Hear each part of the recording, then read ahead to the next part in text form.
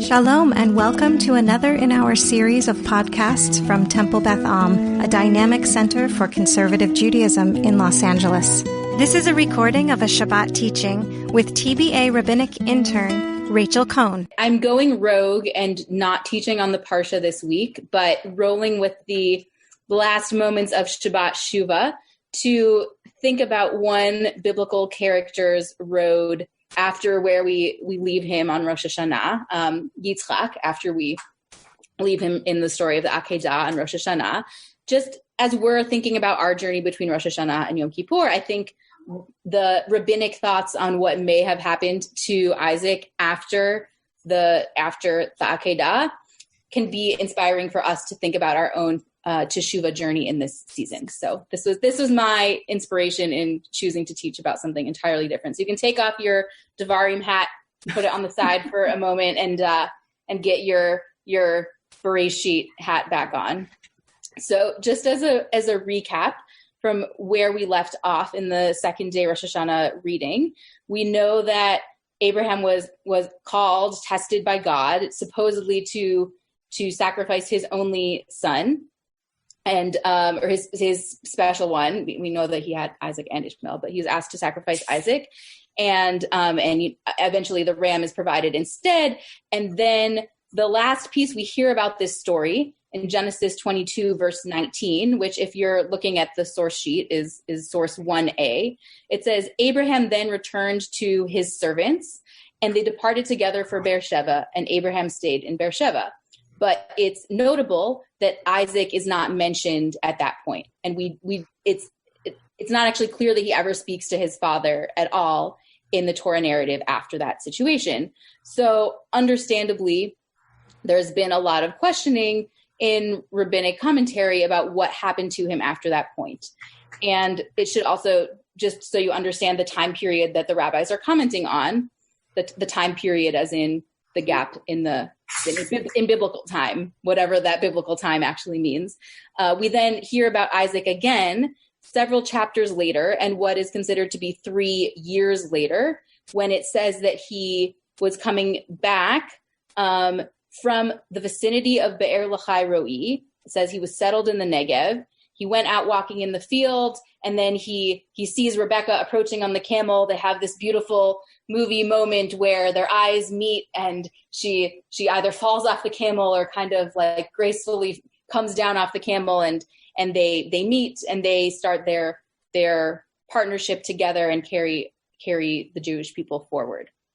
So the question that we're answering right now is what happened to him in between those two moments, in those 3 years, and presuming that he faced some trauma or lingering challenges from this moment, what might the healing journey have been so that he could get to a place where he could then meet his wife and carry on with his life? So we're going to look at 3 different ideas from 2 different commentators and think about if they make sense to us and how they might apply to our lives today. So my husband is here with me, and I might pick on him again to read. This is Andrew. So if you could read Chizkuni's thoughts on what happened to Yitzchak in the years after the Akedah. That's me. Source, yes, that's me. And Abraham returned to his servants. Where did Yitzchak go? He was hidden in Gan Eden for 3 years, cited in Midrash Hagadol. A different interpretation, he went to study Torah during those 3 years in the Academy of Aver, in Bereshit Rabbah 56:11. Great, thank you. So does anyone have thoughts, comments, just upon initially hearing these 2 ideas, that either he could have gone to Gan Eden for 3 years or gone to yeshiva for 3 years? Brant? Look, if your dad tries to kill you, you're definitely not going home. So the question is, where are you going to go? So you're either entitled to some sort of respite in Gan Eden, or you're going to lose yourself in study.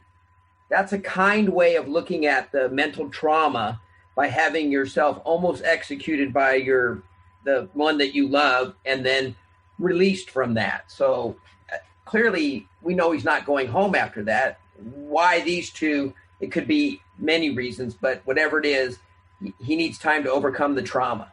Great. Beautiful. So thank you, Brant, for naming that Gan Eden might be a piece that's kind of, respite, a break from this traumatic situation, or losing himself in study. Does anyone else have other ideas about what he might have gained or benefited from or processed in either of these two environments?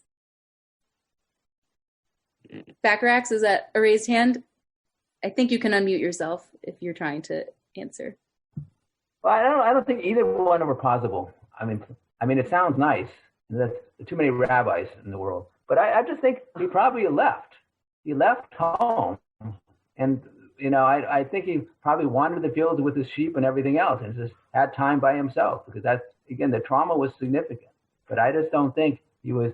It sounds nice he's at a yeshiva, and it's nice he went up to Gan Eden, which is not someplace where anybody can go to. But I just think he needed time by himself and to process what was happening.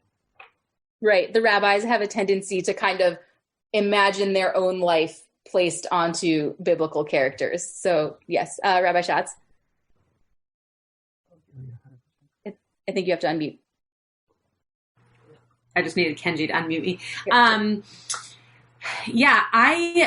I've always, and I'm sorry that I don't have the source sheet in front of me. Just one of those weeks where printing was a lot for Yom Kippur. One of the things I've always thought about with this commentary was that maybe it's not similar to what Gary just mentioned. Maybe it's not the actual place, but maybe it's the frame of mind. So yes, maybe he didn't go to Gan Eden, or maybe he didn't study in a yeshiva all day, but maybe what he busied himself with to get that respite that Brand was talking about was to actually put himself in like a mindful, meditative maybe state, or to busy his mind and his thoughts with Torah. And the only reason I mentioned I don't have the source sheet in front of me is I'm sorry if I just gave something away that you're going in the direction of, but that has always been a way that I felt like he can still be in the picture. And I agree with Gary that neither are, I don't believe that he went to Gan Eden, but that you can always take yourself to a certain mindset or a certain place by putting yourself there in your mind or in your own frame of work or busyness. Right, great. That we can think about them as two different internal states. That he had to find a place of safety to just physically feel enough comfort that he could move forward in his life. And, if you only dwell in a place of safety, it's hard to move forward. So that eventually he needed to busy himself with something, thinking, learning, pushing himself so that he could, start moving out of it. I studied this with a bat mitzvah student once. And when, at first she was like, it doesn't make sense for him to study a yeshiva because he's in the Torah. How could he have studied the Torah? And then she kind of thought, well, maybe he studied the Torah up until his own story and looked at his dad's life and tried to gain more understanding about his dad and why he might have done what he did. So I thought that was a fascinating and very generous read towards Avraham, thinking that the yeshiva idea might be him trying to find some kind of healing with his dad or healing with God even. Mm-hmm. Great. So there's one more kind of mentality mode, possible healing that we're going to peek at next. And this is what Ramban's thinking. It starts from a grammatical comment about in verse 22:19 up at the top of the source sheet. What's listed as 1b on the source sheet when he reappears to marry Rebecca. So it says, V'yitzchak ba mibo be'er l'chai ro'i, v'hu yoshev be'eretz hanegev. So Yitzchak ba mibo, it's kind of a repetitive, like he came from coming. And Ramban picks up on this, trying to say, first of all, he doesn't think that he was living in be'er l'chai ro'i. They're saying, oh, he came from coming back from be'er l'chai ro'i, as in, like if you went on vacation to some place we probably wouldn't go right now, but I came from coming to Florida to go, I arrived at your party after having come from Florida. I didn't live there, but that's like where I had stopped before I made my way to you. And so he ends up reading that verb form as saying it was a repeated action. and I don't know if, our current understanding of grammar, we would agree with this, but just to kind of roll with his rabbinic framework, that he thinks Be'er Lachai Roi was a place Yitzchak had repeatedly gone to and was essentially the last stop that he made before coming back to marry Rivka. And if we think back again, even further in Genesis, we saw Be'er Lachai Roi with Hagar, not in the story that we read on Rosh Hashanah, but another time that she escaped to the wilderness. She had more than one rough spot in her life. After she conceived Ishmael and Sarah started treating her harshly, she ran away to the wilderness, has this moment with God, where God provides her with a well to nourish her physically, spiritually, and says, it's okay, you can go back.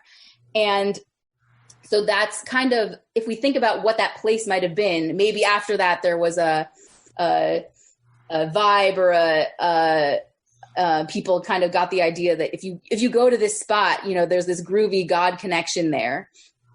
And if you think about the word itself, Be'er Lachai Roi, Be'er means well, Lachai is for the living one, and Roi is who sees me. And I think, at least for Hagar, that is how that particular place functioned, that she was in distress, she encounters God and is seen and receives the sustenance that she needs. Okay, so that's kind of the context for what that place might have been. And then what Ramban is saying is Yitzchak was there just before coming back to marry Rebecca, and it was a place he had gone to multiple times. So maybe in that 3-year period, he had repeatedly gone to his, spiritual meditation center in Be'er Lachai Roi or something like that. And the last piece of what he writes that I have listed as source 3 is it was a place of prayer for him because of the appearance of the angel there, referring to the situation with Hagar. So, additional thoughts, questions on what he might have gained from that spot. Larry? I have a couple of comments. I'll save the answer to your question for last. First of all, just a comment about going to Gan Eden way back there. Yeah. So Gan Eden was basically the origin, and that's where his father and his grandfather, who's already dead, and his great-grandfather came from. So maybe he went back to his father's home. I've never seen that explained, but it seems logical to me.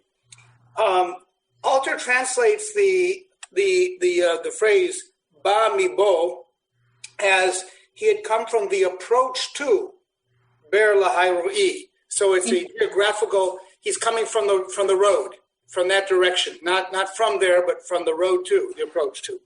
However, I think I can't claim this is original because I think I've heard this before. He was actually visiting Hagar.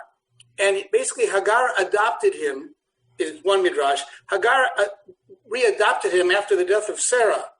And he had already reconciled with Hagar and Ishmael. And he had gone to their household, is where he had gone. Not as a rejection of Abraham, maybe, but more because he no longer had a mother, because Sarah is already dead. So she becomes his mother. So it's not simply that he goes there as a spiritual home. He goes there as an actual familial home, is one possible interpretation. Beautiful. There's so many midrashic layers to this many pieces of this story. I think I read another one that said he was trying to bring Hagar back to his father in case he wanted to marry her again after Sarah died. So right, there's a lot of different ways of rabbis imagining that he's reconnecting with his roots and different pieces of this strained family line. So again, if we're thinking, it seems like there's lack of clarity in the rabbinic understanding from some of the wording and the story, like where did he physically go? But it seems like there is a trend of he wanted to go back to family that welcomed him, and he wanted to go back to understand his history, his past, and some of his roots. Yes, Andrew. I had something about the way we were talking in this conversation had me thinking it makes sense that he was traumatized. And another possible read with this situation might be a near-death experience, would be a different psychological response. to think he came so close to being dead, and every moment he has after that is a gift, and not necessarily being traumatized as much, although you think he'd have to be from his father. But the idea of somebody who goes continually back to a place of prayer and stuff, that could be... Well, anyway, I just thought that was like another way to read it, possibly. As him recovering from a near-death experience, not just the trauma of... Yeah, like if you get in a car accident, you could be traumatized for ages. And some people, they think, wow, I almost died there and I'm alive. And it gives them a whole new approach to life from what I've heard. Not that I've been through that before. Mm-hmm. Yeah. So you're hearing the Ramban's opinion that he repeatedly went to pray at this well as kind of a... Yeah, it's sort of a life-affirming thing, going back to this place. And also going back to understand his fathers and things could be a life-affirming thing too, or... It doesn't seem weak or broken, or if he was broken, I'd expect him to be frozen and to do nothing as a common trauma response. But he doesn't do that. Nice. And just kind of roll with that. I mean, Gan Eden is the only of the options where I can really think he was sedentary. If you think about yeshiva, he probably would have been in community, or at least had one chavruta, theoretical chavruta. And at a well, I mean, a well is a gathering place. It's where a lot of people in the Bible meet their spouses. In this case, he didn't literally meet Rebecca there, like the Abraham's servant picked her up at a well. But I think there is a motif of a well being a place of connecting with the community. Bacharachs?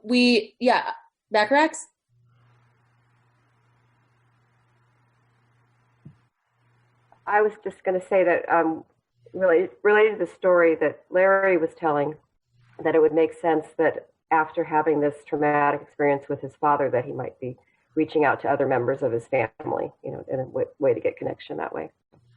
Right. Great.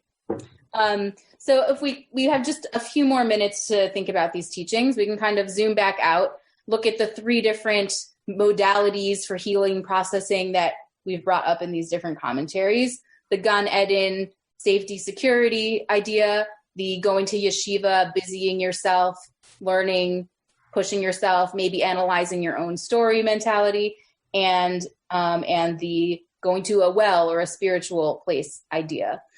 So I bring these 3 moments for you, not because there's necessarily agreement or clarity about the path that Isaac took to be able to re-enter society and rejoin the story as we see it, but because I think these are 3 important ways to think about our own pathways in Teshuvah and entering this and beginning this new Jewish year. That there are times when we will need to find rest and safety. There are times when we will need to find a new skill, a new hobby, to grow, to find also a different kind of escape in learning and study. And I think that there will be times when we need to find a place that's both personally spiritual, but also a connecting point that if we take the Er L'chai Ro'i literally, like a place for you that feels like a well overflowing with life, overflowing with the feeling that your community or God or some power in the universe sees you just as you are. And that's an important piece of healing and growth also. So I wish for all of us that we find any or all of these spaces as we need them in the rest of our teshuvah process and in the year ahead. Oh, yes, a Gemar Chatima Tova. You have been listening to another in our series of podcasts from Temple Beth Am, a dynamic center for conservative Judaism in Los Angeles. If you enjoy these podcasts, we invite you to write a review on the Apple Podcast site or wherever you get your podcasts. For more information about Temple Beth Am Los Angeles, go to tbala.org.